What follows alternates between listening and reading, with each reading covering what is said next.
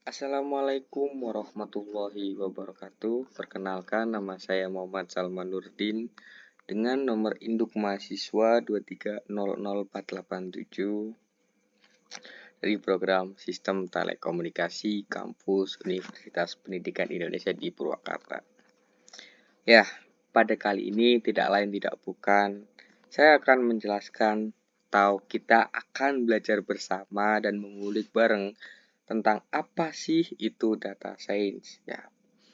Nah, apa itu data science itu yang saya dapat dari mata kuliah Prasiskom 2 atau Praktek Sistem Telekomunikasi 2. Nah, langsung saja kita ulik bersama tentang apa itu data science.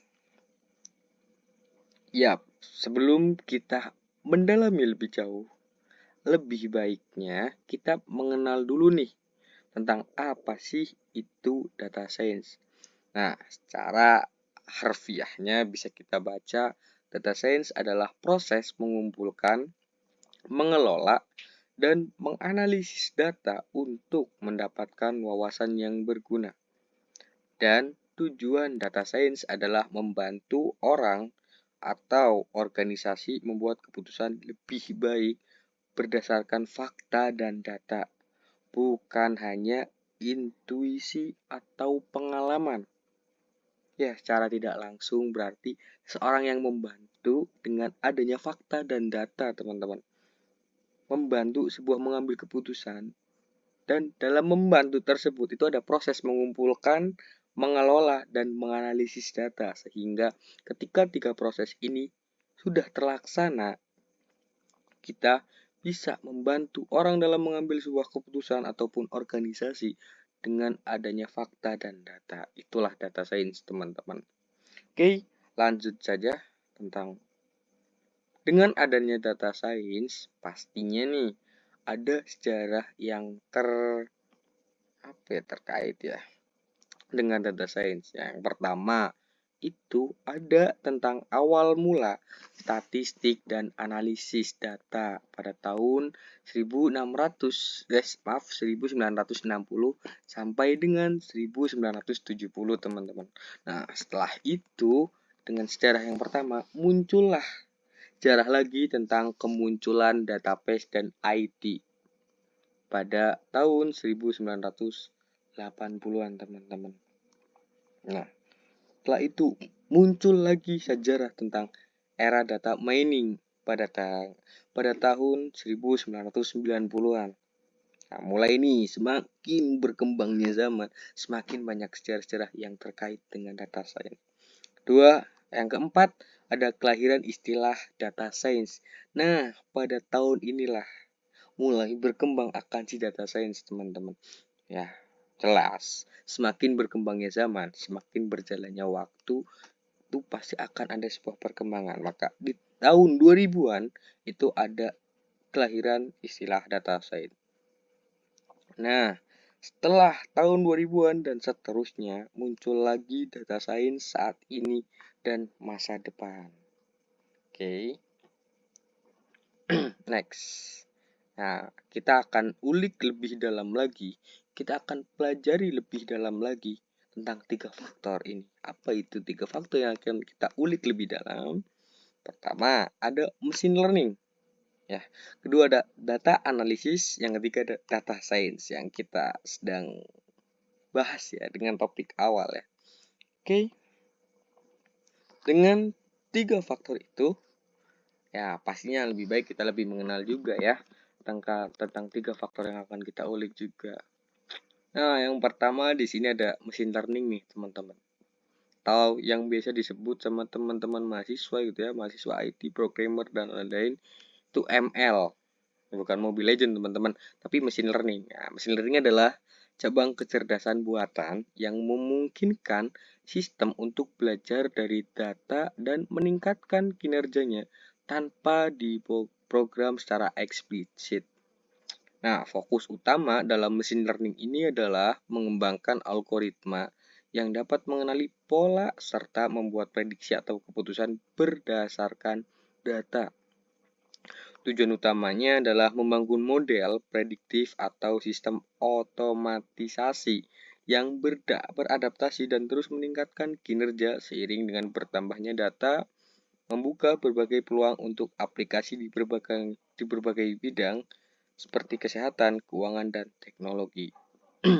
Ya, dalam si machine learning ini adalah cabang teman-teman, cabang kecerdasan buatan yang secara harfiahnya udah dijelaskan gitu ya. Misalnya itu bukan seorang gitu ya, cuman orang inilah yang mengembangkan akan si machine learning karena si machine learning itu adalah cabang dari kecerdasan buatan. Nah, yang dimana dia akan ini loh belajar dari data dan meningkatkan kinerja tanpa diprogram secara eksplisit. Nah, namanya juga machine learning ya, pasti fokus utamanya itu pengembangan algoritma. Nah, yang kembangkan siapa? Ya manusia, tetap manusia, teman-teman. Jadi itulah secara harfiahnya tentang machine learning. Nah, sekarang kita akan mengenal tentang data analytics. Ya, secara harfiahnya yaitu proses menganalisis data mentah untuk menemukan tren, pola, dan wawasan yang dapat digunakan dalam pengambilan keputusan. Fokus utama dalam si data analisis ini adalah menganalisis data historis untuk menjawab pertanyaan-pertanyaan spesifik atau memecahkan masalah tertentu.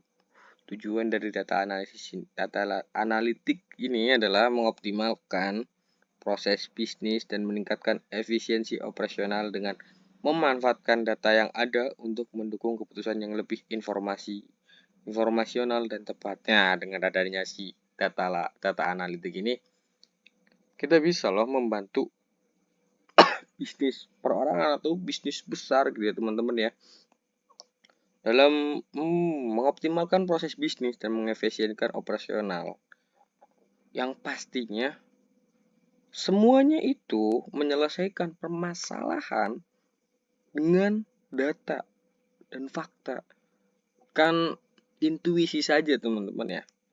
Jadi kalau kita berbicara dalam menyelesaikan permasalahan yang valid atau yang konkret, itu harusnya dengan data, bukan dengan kayaknya. Makanya dengan hadirnya data analisis, machine learning, dan lain-lain, kita dapat menyelesaikan sebuah permasalahan dengan data, khususnya di bidang bisnis ini teman-teman.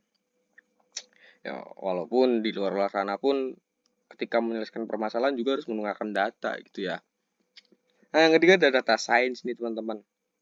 Data science yang sedang kita menjadikan topik utama ya di dalam penjelasan ini di dalam mata kuliah Prasis Kaum 2 ini. Ya, data science adalah bidang multidisiplin yang menggunakan metode, proses, algoritma, dan sistem ilmiah untuk mengekstrak wawasan dan pengetahuan dari data dalam berbagai bentuk. Nah, baik terstruktur maupun tidak terstruktur. Pastinya, data science ini memiliki cangkupan meliputi proses pengelolaan data, mulai dari pengumpulan data, pembersihan, analisis, hingga interpretasi dan penerapan hasil. Tujuan utamanya dari data science ini adalah untuk mencari wawasan yang dapat digunakan dalam pengambilan keputusan strategis dan mendukung inovasi dalam berbagai sektor. Ya, secara tidak langsung kalau seorang yang bekerja dalam data science pastinya dia akan mengelola data, mengumpulkan, membersihkan, dan analisis gitu. Pastinya si orang data science itu udah mengenal gitu ya kayak machine learning, data analisis, karena di dalam cangkupan utama seorang data science itu udah ada di dalam machine learning gitu ya. Secara langsung machine learning juga dalam pengembangan algoritma yang mengenali pola serta membuat prediksi tahu keputusan berdasarkan data. Nah, ketika si machine learning ini udah mengembangkan algoritmanya untuk menentukan sebuah keputusan berdasarkan data, itu pastinya akan dipakai oleh seorang data science teman-teman.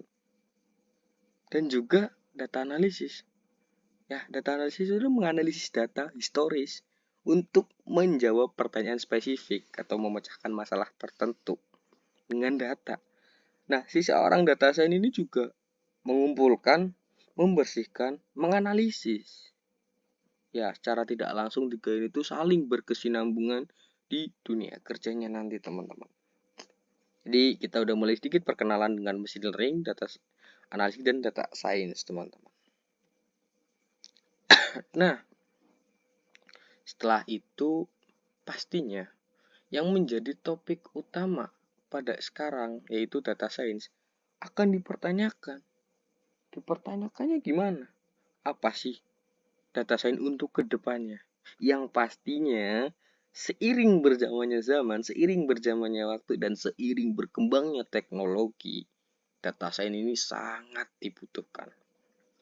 Nah, secara harfiahnya, data science untuk masa depan terus berkembang pesat dengan integrasi kecerdasan buatan.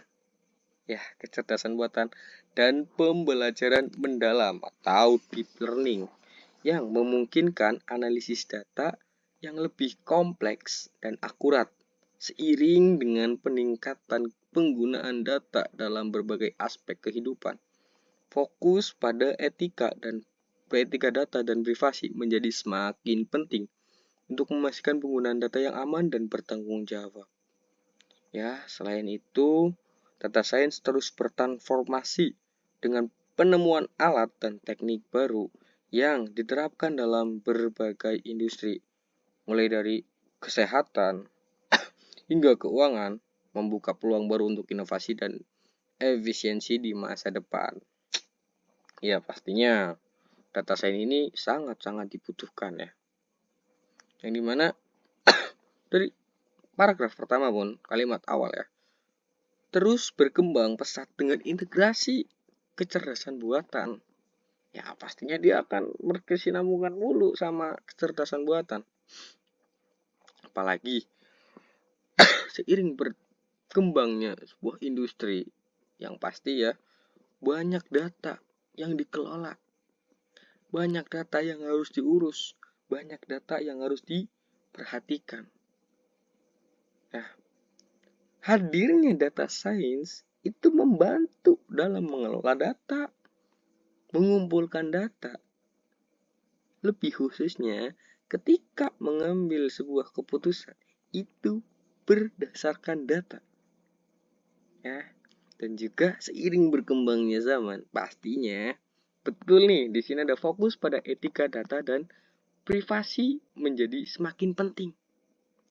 Ya, kalau data nggak diurus, gimana adanya privasi? Ya, kalau datanya nggak diurus, bagaimana dengan adanya etika data? Makanya, pastinya data science ini akan berpengaruh besar dengan kemajuan teknologi dan kemajuan zaman juga, teman-teman. Berikut adalah bukti paragraf yang memaparkan tentang data science untuk masa depan. Oke, next. Setelah sudah mengenal lebih secara kenalan, pastinya kita akan bertanya-tanya, apa sih yang digunakan seorang data science dalam bekerja gitu ya. Nah, di sini kata-katanya apa saja alat dan teknik yang digunakan oleh seorang data science. Ya, berhubung pastinya ini banyak yang nonton gitu ya. Ada beberapa yang nonton, boleh kalau ada yang mau jadi seorang data science boleh langsung komen aja nanti ya. Nah, alat yang digunakan dan teknik yang digunakan oleh seorang data science yang pertama adalah bahasa pemrograman. Pastinya tidak akan jauh gitu ya. Tidak akan lepas dengan bahasa pemrograman, yaitu bahasa Python dan bahasa R. Nah, setelah kita mengetahui bahasanya, baratnya mah ya, kalau orang udah mengerti bahasanya, kita bisa berkomunikasi, kita bisa berkoordinasi, dan kita bisa konfirmasi. Nah, setelah kita udah bisa komunikasi, pastinya butuh alat. Ya kan? Ketika untuk menjalankan sesuatu. Tahu. Ya, yang bisa kita sebut itu alat untuk pengelolaan data. Pandas, di sini tuh Pandas. Tahu, yang biasa disebut juga dengan Google Collapse. Nah, selain itu ada numpi gitu ya, bacanya numpi. Itu alat untuk pengelolaan data. Setelah itu, visualisasi data. Visualisasi data itu ada Matplotlib dan juga Seaborn. Setelah itu, kita menggunakan pengantar machine learning atau Skitler. Nah, berikut alat dan tekniknya yang digunakan seorang data science ketika sedang bekerja, mengelola, menghapus, memperhatikan data secara detail 100%. Ini loh alat dan teknik yang digunakannya, teman-teman. Oke.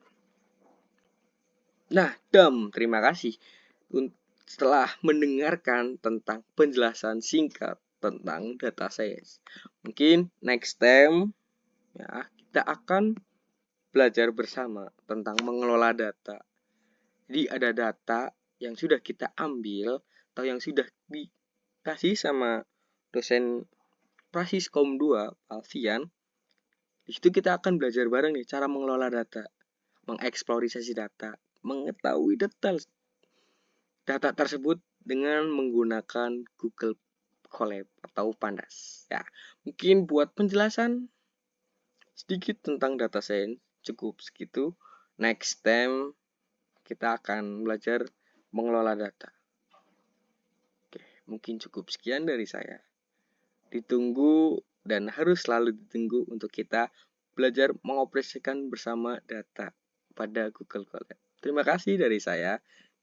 Wassalamualaikum warahmatullahi wabarakatuh. Pantau terus, kita akan belajar bersama mengelola data.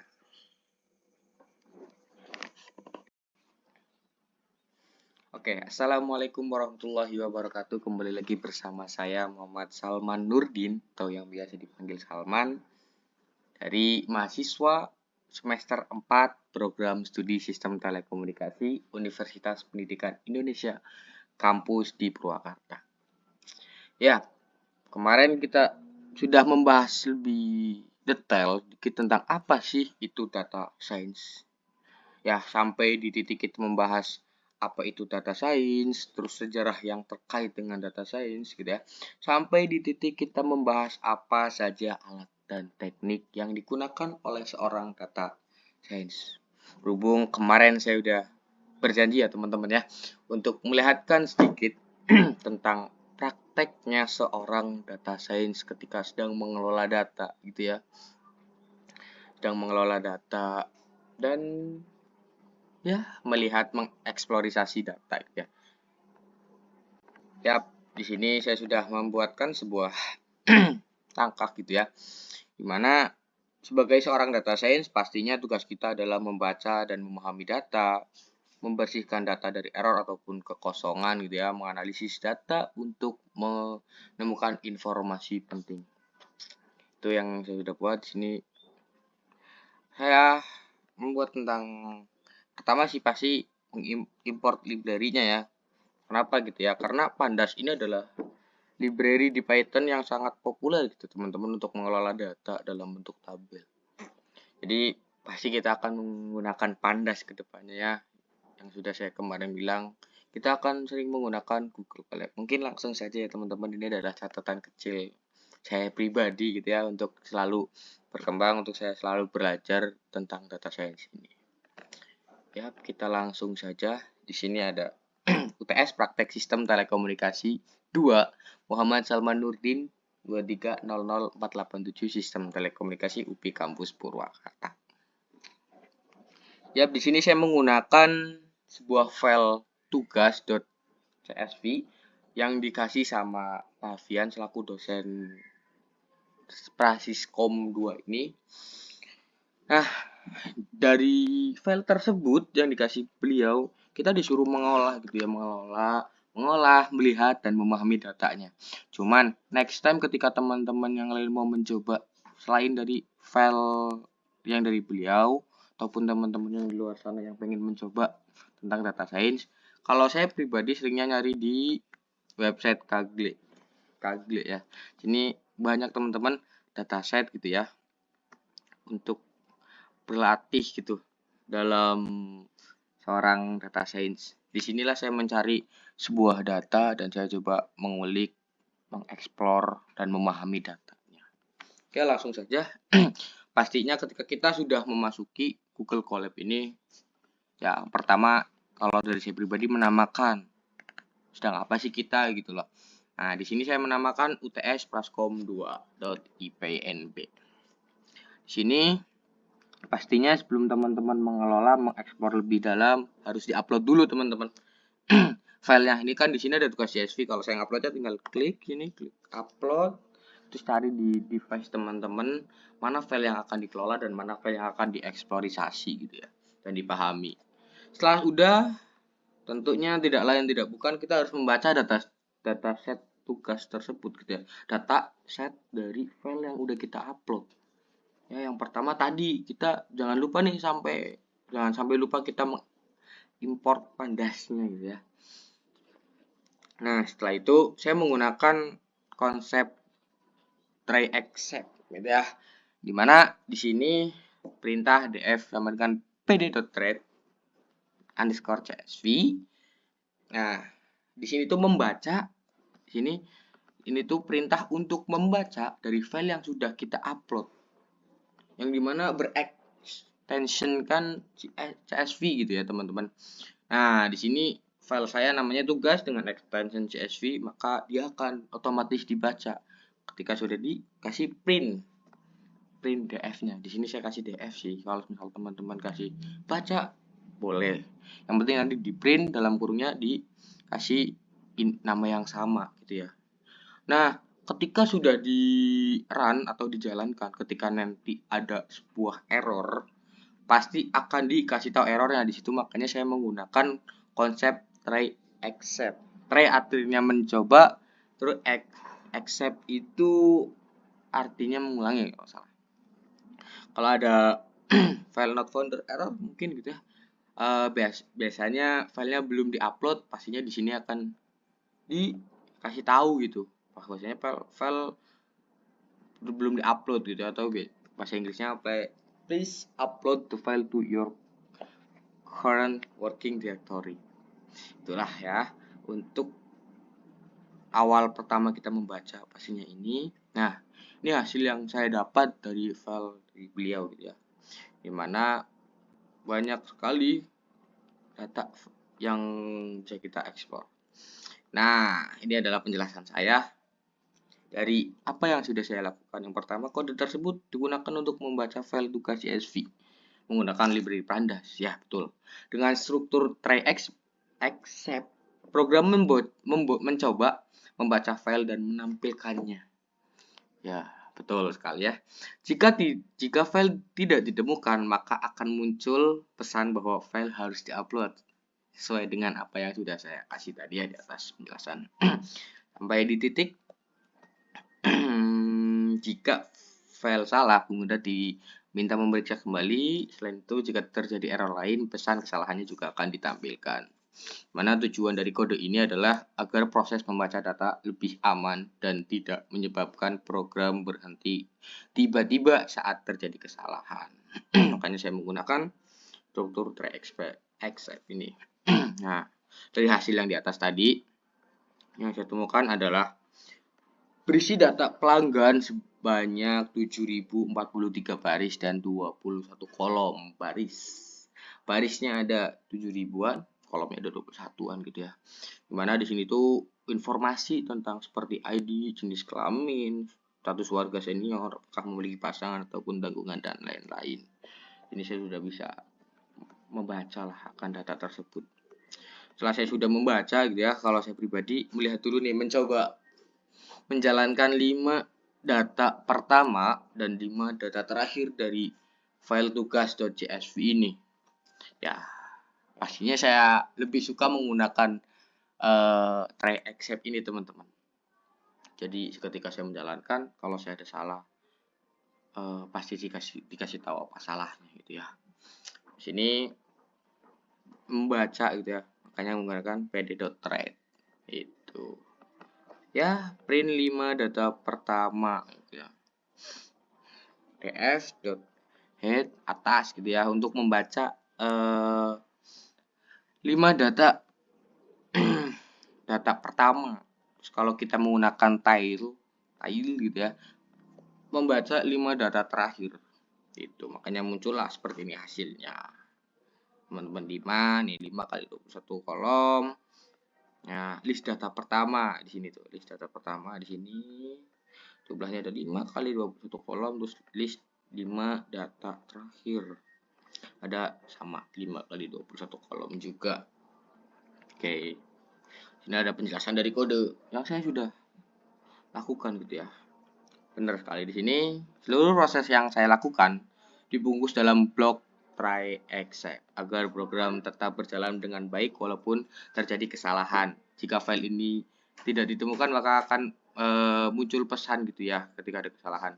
Nah, dari hasil ini menunjukkan 5 data pertama dan 5 data terakhir dari file tugas.csv ini, teman-teman.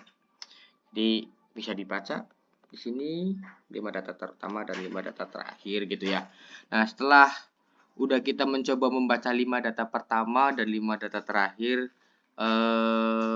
pastinya kalau dari saya pribadi itu melihat gitu ya, melihat seluruh struktur dari data dari file gitu ya, tugas.csv ini.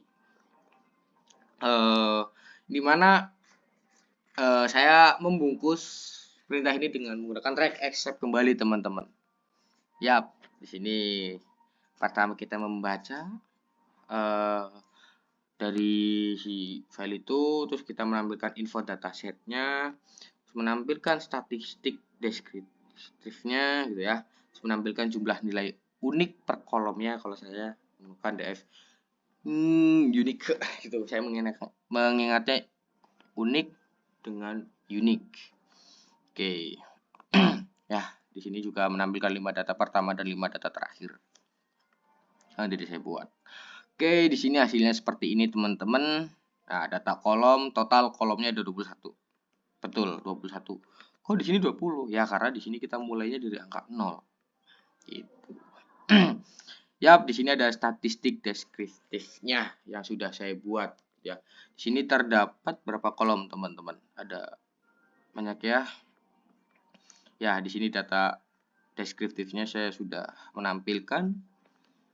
Dan totalnya ada 11 row kali 21 kolom. 11 baris 21 kolom. Yap, di sini ada jumlah nilai unik per kolomnya. Di sini saya juga menampilkan ini nilai uniknya. Terus di sini ada 5 data pertama dan 5 data terakhir. Gitu. Di sini saya juga penjelasannya gitu ya. Yap, import pandas mengimport library, pastinya beda.thread itu untuk membaca file. Beda.info itu menampilkan informasi struktur data seperti kolom, tipe data dan tipe data yang kosong. Dan df description itu menampilkan statistik deskriptifnya, teman-teman, secara rata-rata seperti rata-rata, nilai umum, nilai maksimum dan lain-lainnya, sebanyak yang lainnya. Dan di sini ada df unique atau yang sering saya ingat itu unik gitu ya, menampilkan nilai unik. Terus ada data df head dan data df tail itu ya, menampilkan 5 baris pertama dan 5 baris terakhir. Terus di blok try except ini menangani error jika file tidak ditemukan rusak atau kesalahan lain saat membaca filenya gitu. Oke, ini adalah penjelasannya. Terdiri dari 7043 baris data dan 21 kolom. Itu sama sih sepertinya. Oke, setelah saya ini gitu ya, tadi apa namanya, melihat seluruh struktur dari data file gitu ya, pastinya saya melihat statistik ringkasnya, teman-teman. Ya, tidak lain, yang pertama membaca, terus menampilkan info dataset, statistik, jumlah nilai unik per kolom, menampilkan korelasi antar kolom numerik. Ya, tetap dibungkus dengan try except ya, teman-teman. Nah, di sini menampilkan secara ringkas statistiknya, teman-teman, mulai dari data, kolom, dan lain-lain, teman-teman. Ini udah terlihat gitu ya, statistik deskriptif, terus sampai korelasi antar kolom numerik.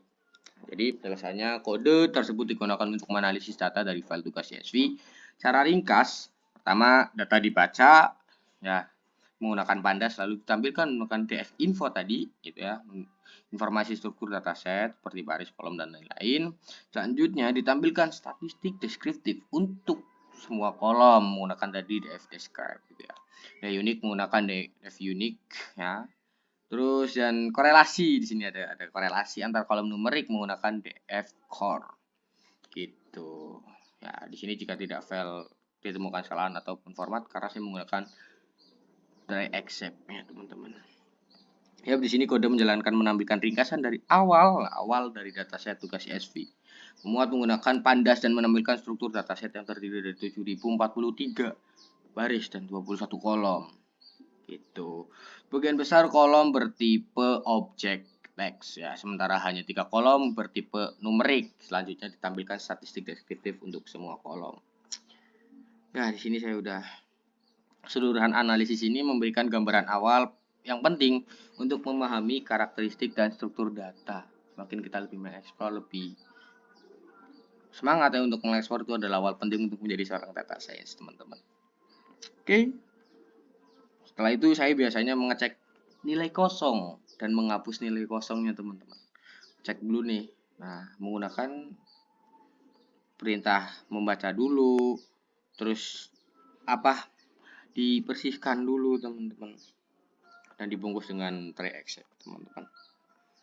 Ya, di sini ada df pdret, terus ada df clean atau menggunakan df drop. Nah, ya di sini menampilkan missing value per kolom gitu ya. Apakah ada data yang hilang dari setiap kolomnya? Tidak ada, teman-teman. Sini hasilnya 0 semua, jadi aman. Kita ngelihat yang lainnya ya.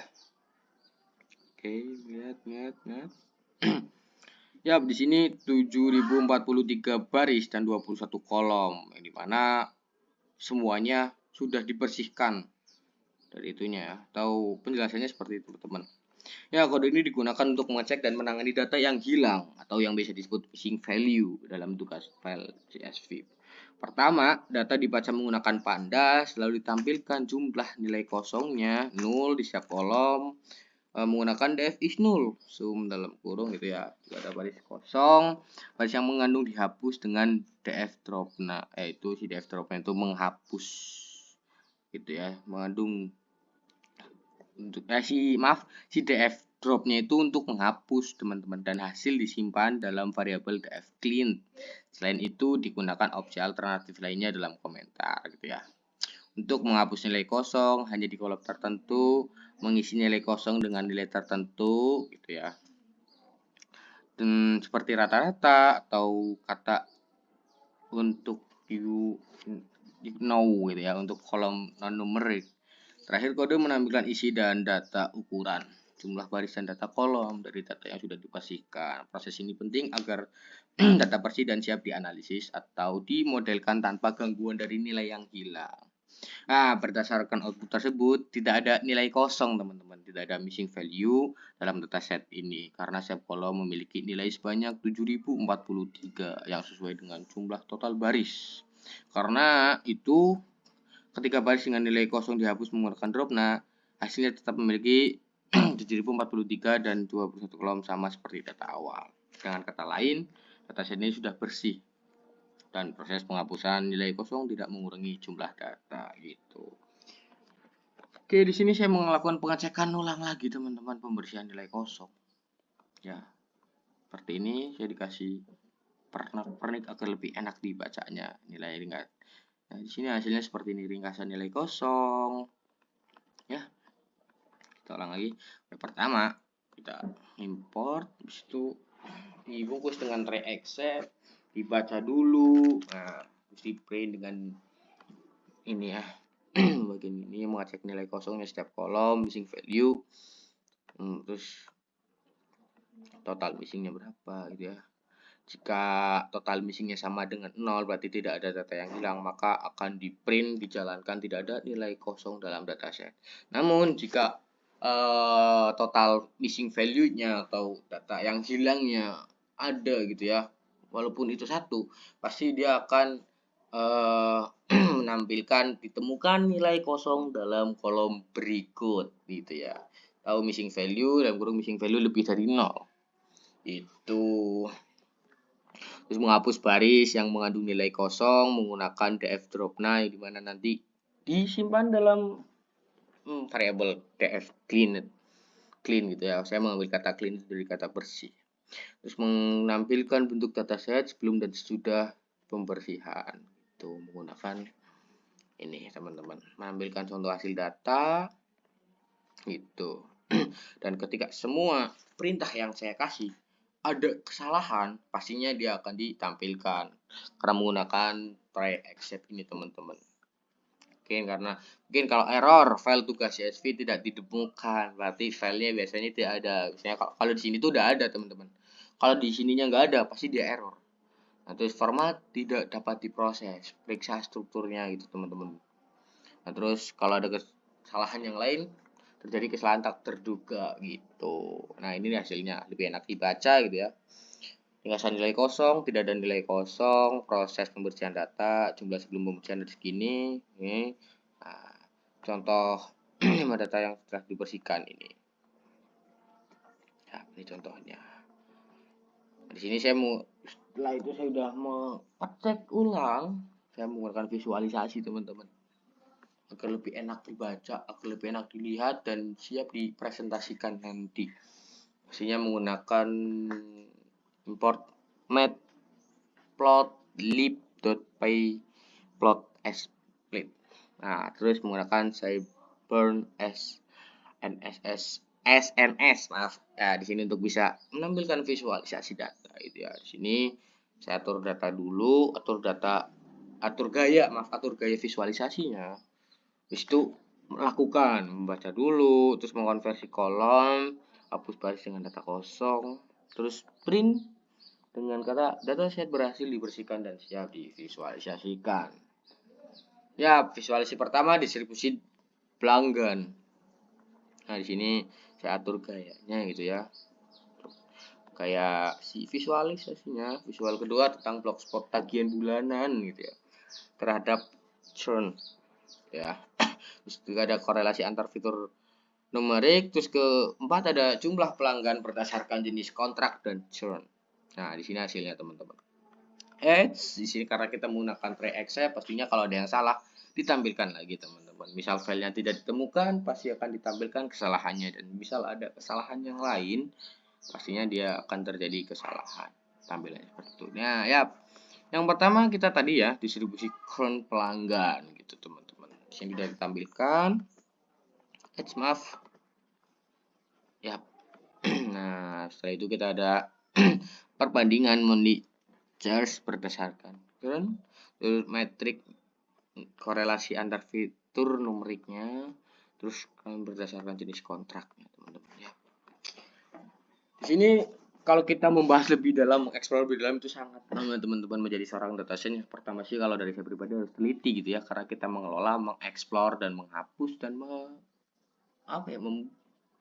mengelola lebih pentingnya gitu ya data.